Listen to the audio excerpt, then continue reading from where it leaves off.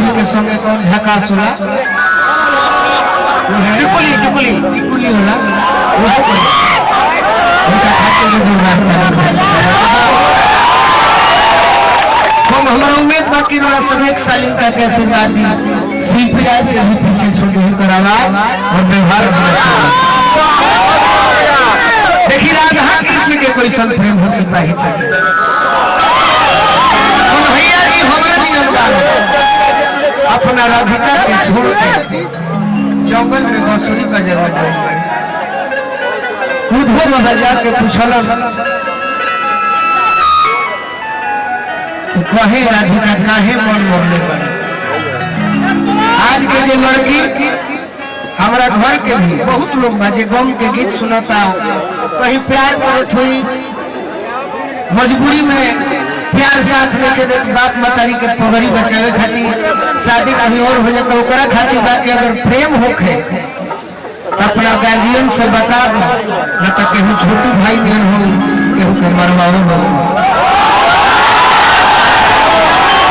प्रेम का गार्जियन से बताओ कि देख रे माई हम कहीं प्यार करने बनी बताओ हमारे छोटू भाई बुझाता जे हमारा दिल खोखोरा गया हमारा बड़ी दुख लागल लेकिन आज का प्रेम सफल हो नहीं देखिए कृष्ण राधा के कैसे ओरिजिनल साइड सॉन्ग कि मन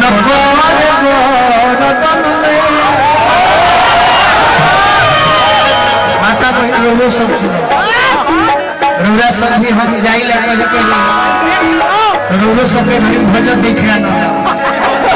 रौरो सब हटक देखी जब तक न कोनो न चलिए देखता नहीं रौ संगीत सुनो हमार भोजपुरी सब होई जब तक कुछ ना तब तक कुछ ना लेकिन देखिए राधिका जी कहत रही उद्धव बाबा बटन बिना डांसर के देखा आनंद होता जौन कलाकार डांसर के फेरा में पड़ गलू कलाकार कहाँ से कलाकार सरोसा के रिझा दे अपना गीत से अपना बात से ओरिजिनल कलाकार देखिए राधिका जी कहता है कि देखिए हमरा के कन्हैया जी छोड़ के गई बड़ा आज यदि ना आई तब हम जियो ना कैमरा वाला भी ध्यान दी हंसो कि मन आज की फसरी लगाई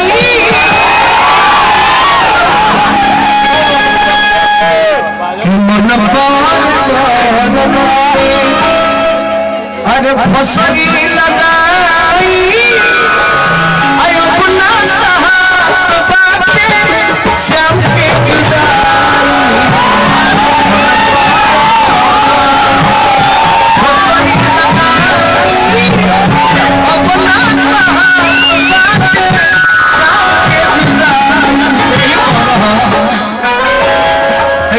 देखो भजन में ढेर ढूंढना जरूरत चलता है पर 4 दिन के बाद वो गाना सुने नौजवान खातिर ना गई तो हमरो दिक्कतें बा मोहब्बत में की मैंने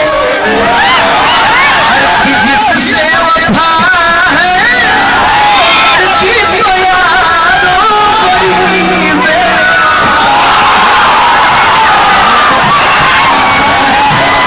जिससे वफा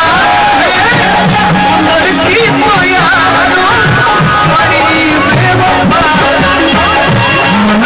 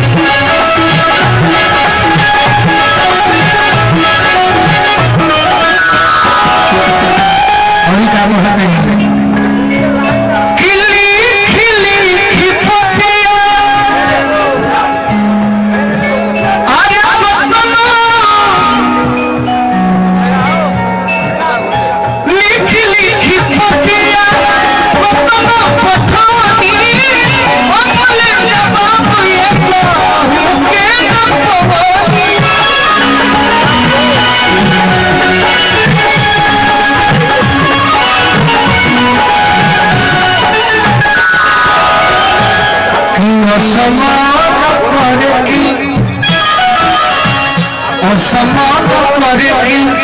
जहर लेके खाई वो समान